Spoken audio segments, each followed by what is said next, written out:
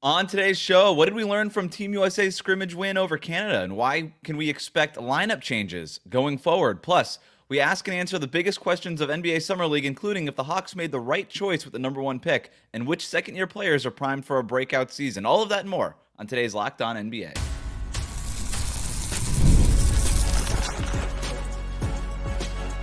You are Locked On NBA, your daily NBA podcast.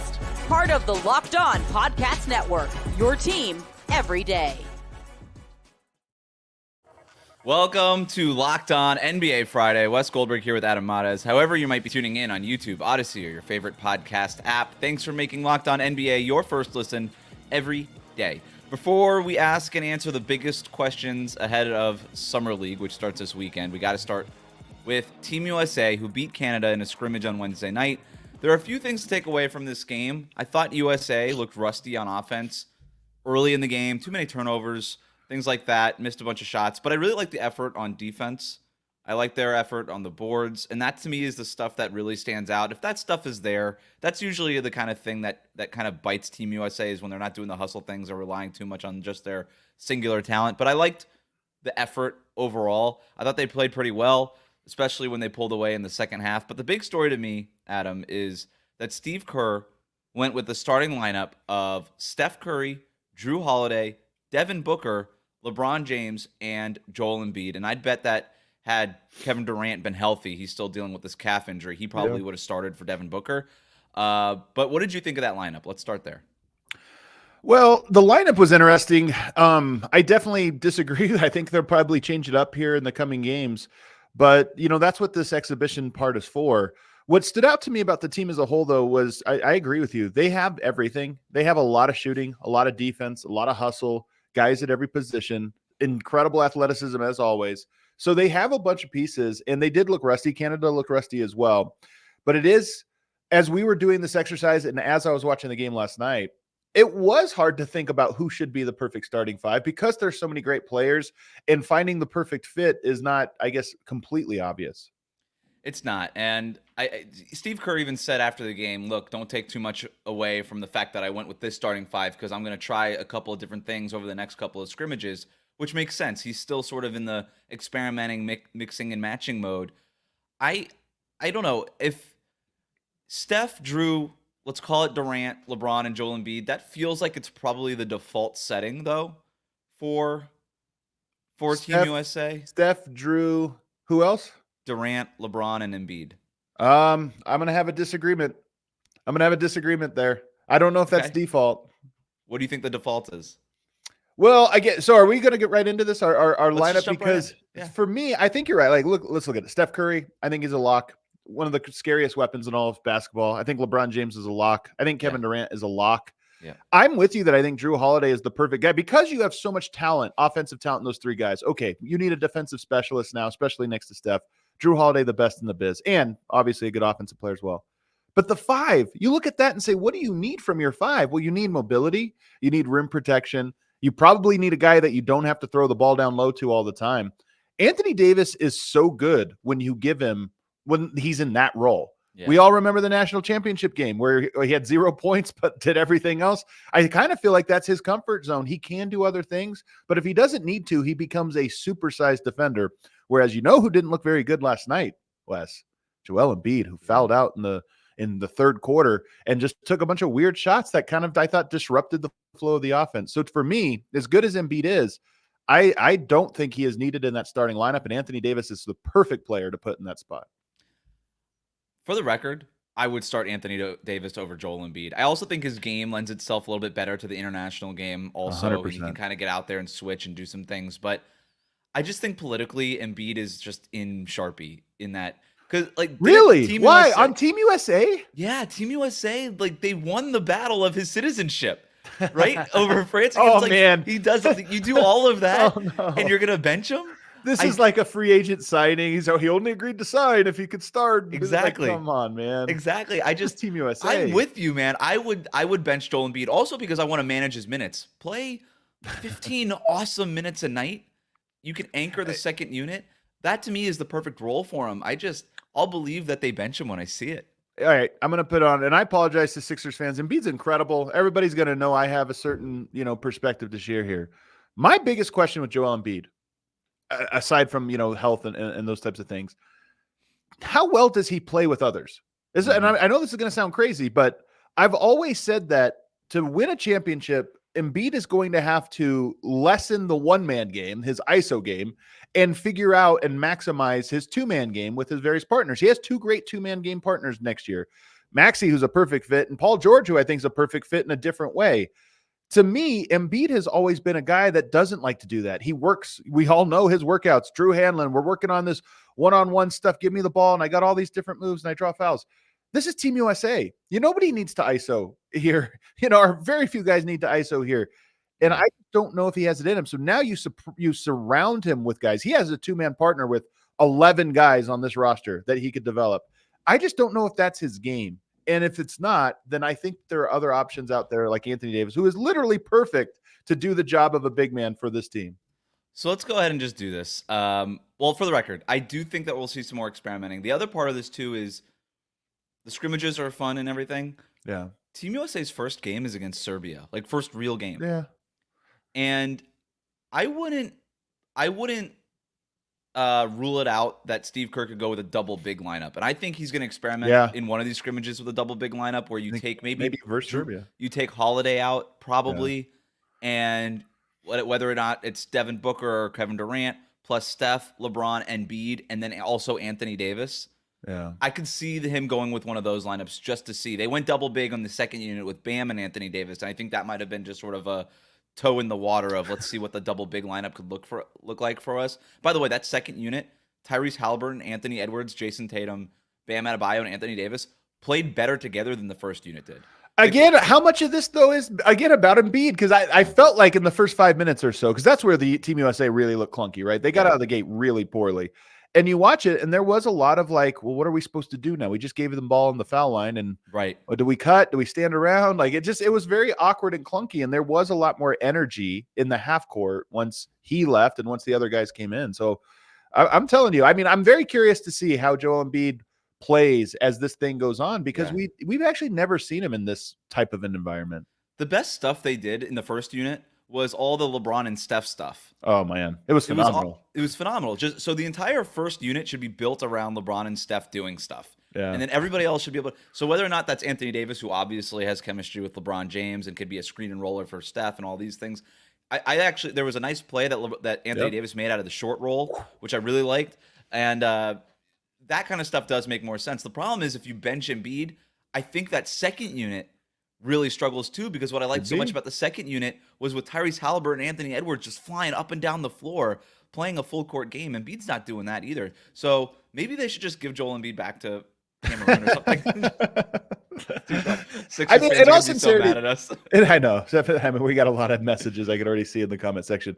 That second unit, by the way, so if we just say that the first unit is what I thought it was, your second unit is Anthony Edwards, who was phenomenal, plays with so much energy, carries himself like the best player on the court. Devin Booker. So you have a nice offense, two offensive players, one really good defensive player in your backcourt, which you need. Jason Tatum, who can space the floor. I mean, Jason Tatum's a weird fit on this team too, because there's so much offense and he's a great floor spacer. I think he might just fall into being the floor spacer on this team beneath his talents, but somebody's got to do it. And then Joel Embiid there, you are right, is the weird one. Because again, if you ask me, Bam Adebayo does a lot. He's like a mini Anthony Davis. He's switchable. He protects the rim. He doesn't need the ball. He screens. So it is going to be interesting to see how Embiid plays off of these guys, because Embiid is too good. All these guys are too good for the role that is asked of them. Right. They all have to lower their roles like tenfold. And he's the one guy that I've never seen do that. So I'm curious if he can. Yeah, one other thing in terms of a rotation, they actually subbed Embiid out early and then added Anthony Davis into that starting lineup. So you did get a taste of it, and I thought it looked good. All right, so give it to me. Build your own starting lineup, build your own rotation. What's your starting five? And then we'll talk about the second. We could pretty much figure out the second unit after the starting five. But what's if it was up to you, you're coaching Team USA, your starting five? That's Steph Curry and Drew Holiday, Kevin Durant and LeBron James. And by the way, Kevin Durant, penciling him in. Not necessarily writing him in pen. There's other guys that could go there, but I'm penciling him in. LeBron James and Anthony Davis. I just think it makes the most sense. That's a phenomenal defense. That's probably the best offensive and defensive lineup by head and shoulders in this tournament, and it's a great tournament. So to me, that's one of my big takeaways, by the way. I thought Team USA against Canada played a C- D+ game. They dominated. Yeah. Like they're really good, and the margin for error is insane. All right, my starting five. I'm gonna go Steph, Drew, because I just think you need perimeter defense. Gotta have it. LeBron. I'm gonna go Jason Tatum Ooh, over I like Kevin it. Durant. I like it. And I'm gonna go Joel Embiid. I'm gonna still stick with Embiid in my starting five because I don't want to ruin that second unit, which is who expanded the lead over Canada. I really like that second unit. I want to keep it intact, and I think Embiid's best spot is in that starting five for him, as opposed to being in that second unit. They only had like 3 or 4 days of practice. I want to give it a little bit more time before I rule out Joel Embiid being able to fit in with that starting five. So then that makes my bench, and then I'll get yours. My bench is gonna be Halliburton, Anthony Edwards, Kevin Durant, Bam Adebayo, and Anthony Davis. So pretty much the same second unit, but with Durant subbed in for Tatum. So I'm just switching those guys. Why? Because Durant is dealing with a calf injury, and I want to be able to limit his minutes. But also, the only thing Anthony Edwards wanted to do, the only player he looked forward to playing with was Kevin Durant. So I'm really just doing it for vibes, Adam. I'm doing it for the vibes. Anthony Edwards, get to play with your hero, Kevin Durant, in that second unit and go win a gold medal. So that's why I'm doing it. What about you? I like the ISO second unit that you have here because that maybe could work here. We have Anthony Davis and Kevin Durant. Devin Booker can play a little ISO. Like there's enough guys in there that I can see it. Embiid maybe even. But did you just refresh? Did you not have Embiid then, or did you have him in the starting lineup? I have Embiid in my starting lineup. Okay, well, and I don't have Devin Booker or Derek White in my rotation. I got to figure that part out, but that's hard. That is a tough one. It is going to be. That's actually maybe just as good of a question. Who's on the outs of all of this? I love Tyrese Halliburton, and you are right that he is so fit for a team like this, where he's going to have nothing but options to pass to. But he was probably him and Derek White might have been on the outs for me as well as Bam Adebayo, but. I don't know. I think it's a 9-man rotation. Anthony Edwards, Devin Booker, Jason Tatum, and Joel Embiid is the guys that I would have penciled into that second one. But I kind of like your idea of Tatum in the starting lineup, in part because Durant might be more he's a high usage player. He might get more usage in the second unit, whereas in that first one, you've got so many guys, you might just need a floor spacer. It's going to be really interesting. Like I said, Steve Kerr already said he's going to experiment with some different lineups and different rotations. Derek White taking Kawhi Leonard's spot in the Team USA roster. So a bunch of things for Steve Kerr to try here. But we're going to put a pin in Team USA for now. We're going to move on to Las Vegas Summer League. Did the Hawks make the right pick at number 1? We're going to find out over the next couple of weeks. We're going to talk about that next on Locked On NBA. Today's episode of Locked On NBA is brought to you by eBay Motors. Passion, drive, and patience. The formula for winning championships is also what keeps your ride or die alive. eBay Motors has everything you need to maintain your vehicle and level it up to peak performance. Superchargers, roof racks, exhaust kits, LED headlights, and more. Whether you're into speed, power, or style, eBay Motors has you covered. With over 122 million parts for your number one ride or die, you'll always find exactly what you're looking for. And with eBay Guaranteed Fit, your part is guaranteed to fit your ride every time or your money back. Because with eBay Motors, you're burning rubber, not cash. With all the parts you need at the prices you want, it's easy to make your car the MVP and bring home huge wins. Keep your ride or die alive at ebaymotors.com. Eligible items only. Exclusions apply. eBay Guaranteed Fit. Only available to U.S. customers.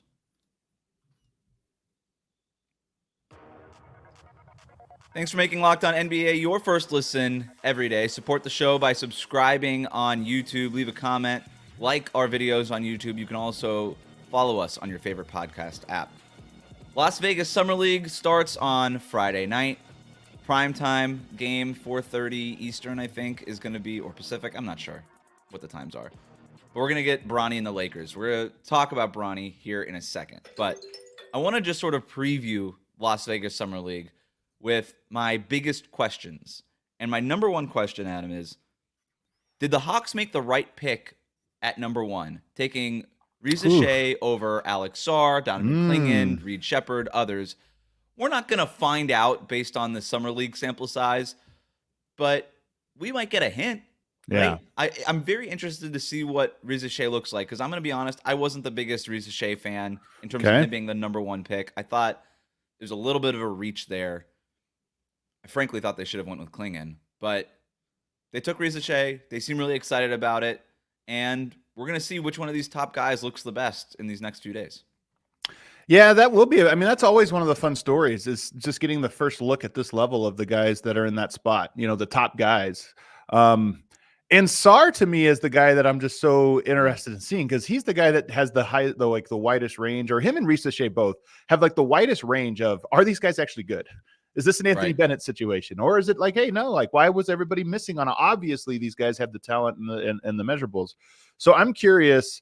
Those are the guys I think I'm most curious about because I feel like I know the least about them. And the one thing about Ricochet, too, I mean, Alex Sarr is going to walk in. He's going to do what he does, right? He's going to be a shot blocker. He's going to run the floor, all the things. Like, he could just do that with the Wizards. He could do that in Summer League. Ricochet is going to be playing a different role, I would imagine, in Summer League because the whole point in the Hawks drafting him is he could space the floor and play off of Trae Young. Well, guess what? Trae Young's not playing in Summer League. So now the biggest question about Ricochet going into the draft was, can this guy run an offense? Is he really a lead ball handler? All these things. Again, the Hawks didn't draft him to be that, but he's going to almost have to be that, at least for the Summer League roster. So it'll be an interesting stress test for him. My next question: Will the Timberwolves look like geniuses for trading up for Rob Dillingham? There is a world, Adam, where Rob Dillingham is the star of Summer League with that dazzling handle, with his shot making ability, with his swagger. I could see him being the Summer League MVP. And if he is, Tim Connolly and the Timberwolves are going to look like absolute geniuses for trading up and getting him to pair with Anthony Edwards and everything else they got going on with the team that went to the Western Conference Finals last year. Well, I'll tell you this, spoiler alert, he is going to win Summer League because his game lends itself so perfectly to Summer League. That guy is so fun to watch. Point guards, especially point guard scorers, like scoring point guards, already have a leg up in Summer League because guess what? There's not a lot of ball movement and like complex, nuanced offenses and reads. So he's a guy that I think is going to look phenomenal this week. And he's just so fun. He'll be a fan favorite. Like, who wins Summer League? The guys that do the nice stuff, not the guy that had the high true shooting percentage and set good screens and this or that. Boring. Guys that had the step back 40-foot three right in your eye. That's Dillingham. So I had one scout tell me about Dillingham. If he were like 2 or 3 inches taller, number one he pick. would have been the number one pick. He measured in at 6'1" at the combine. He's really small. He's teeny. But would it be crazy for us to walk away from Summer League and be like, this guy was obviously the best scorer in the draft. We all said it. We all knew it. Best scorer in the draft. The most important thing in the NBA is scoring points. Why was he not more in the conversation for the number one pick? There could be a world. It would probably be an overreaction based on just Summer League, but there's a world where we're asking that when we're coming away from this thing. He's he's just so slight, man. I mean, that's part of it. But yeah. Nonetheless, I do think like there's always somebody that comes out of Summer League as the guy that gets super hyped. And I think it's going to be him, honestly. I really do think that he will be the guy that shines the most. But that doesn't tell you what he's going to look like at the NBA level fully. He's a guy that the big question mark is not skill. It's not any of that. It's physically, can he hold up against the bigger players, or does he get taken advantage of? And we won't really know that, I don't think, until the season. We won't. My last question for Summer League is, how much are we actually, you and I are going to Vegas. I'm really intrigued to see how many of us are actually talking about Bronny James? Like on the floor, I see. Boots on the ground. Who's really actually talking? Or is this going to just be a thing for the networks to talk about on TV? It'll be all TV cameras, talking head stuff to get people who are not there. Because you and I are there because this is our job and this is what we do. But for a casual fan, they don't care about Rob Dillingham. They probably don't care about Zachary Ricochet. They care about Bronny James. But I'm wondering, for the people who are actually attending this, the people who work in the sport and work in the league, how many of us are really talking about Bronny? That's what I'm kind of interested to see when I get there. Well, what's interesting about this very question is, the media, especially the media that attends Summer League, it's not a monolith. But the people are more into the guys that go to Summer League are the guys that usually are the most interested in the basketball. They're not always connected to what the casual fan wants. The casual fan is a little bit different. So when you say, what are people going to be talking about? I think if you go in the stands, they're going to be talking about Bronny James. For one, they're always talking about the Lakers. LA is not too far from Vegas. You get a lot of people driving over. They're going to be talking about it. If you go to the media section with all the credentialed writers and podcasters and everybody else, they won't be talking about him. So this is an example of where I think there's the disconnect. The casual fan, the general population, I think, is very into that story because it's the only story they know. Right. They don't know anything about that. Sarr? Are you kidding me? I don't think you could go pull most of the fans. They won't even know who he is. So I think that is the kind of the weird onion of that. Yep, you're exactly right. And the cool thing about Summer League is that media section is right next to the fan section. And people who like general managers, owners, agents, fans, media, they're all in the same little box together, right? We're all just sort of on the same concourse walking around. So you're going to hear people talking about Bronny. You'll see Bronny James jerseys, I would bet. Yeah. And you'll also, but I think you're right. When you kind of get alone with people who are in the league, I would be surprised if beyond when actually Bronny's playing, people are actually talking about Bronny at all. And so it is sort of like an interesting thing.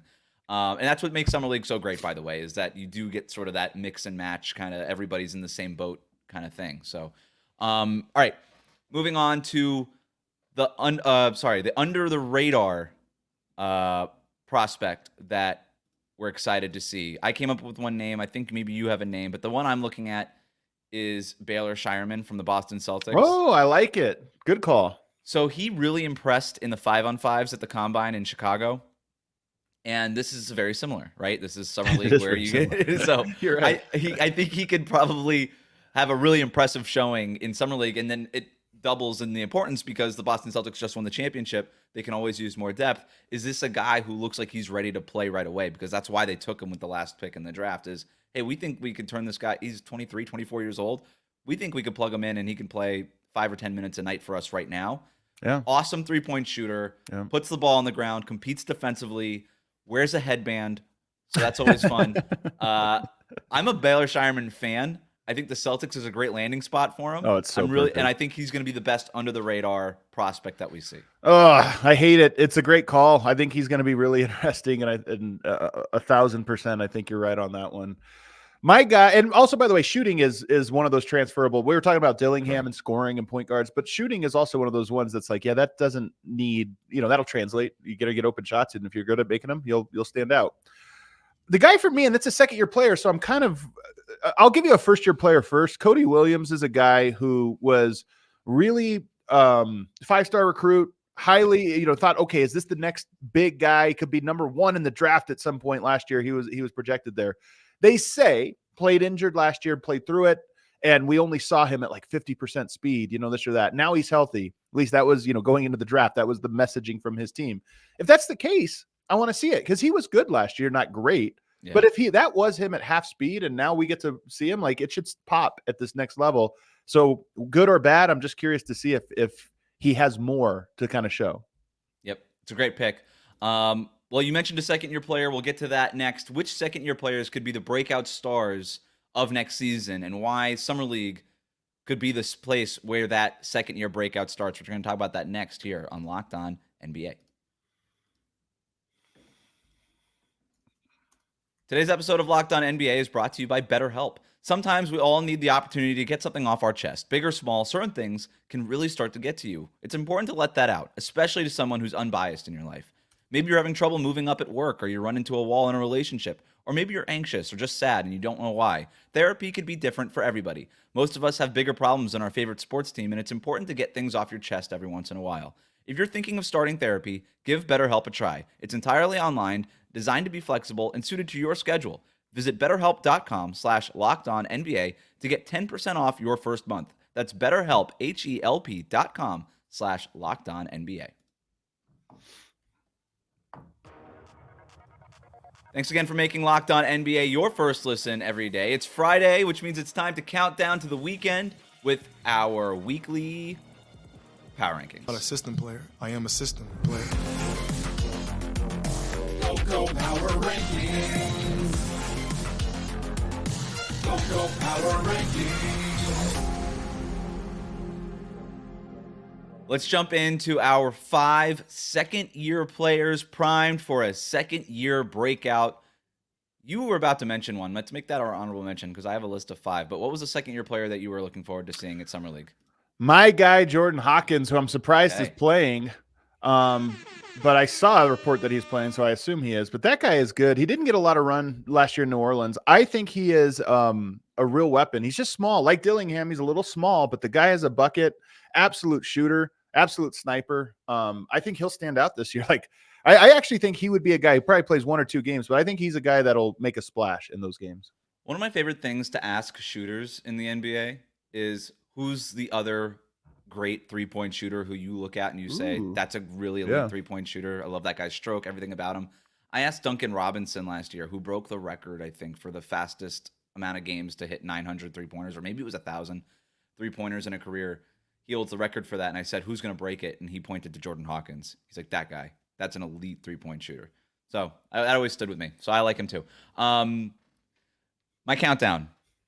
So if we remember back in the day, Kawhi Leonard, second year in the NBA, played in Summer League after being a bit player for the Spurs as a rookie, and then had an incredible Summer League in his second year. And that obviously kind of primed him for his breakout in the career that he ended up having. So I think we can learn a lot from these second-year players in Summer League who have a year of seasoning in the NBA. They come in, they're ready to dominate, but they just want a little bit more run in this setting and all this kind of stuff. But we can usually see, all right, how did this player look as a rookie in Summer League, and how does he look now? And I think it's a pretty good barometer for seeing how these players are growing.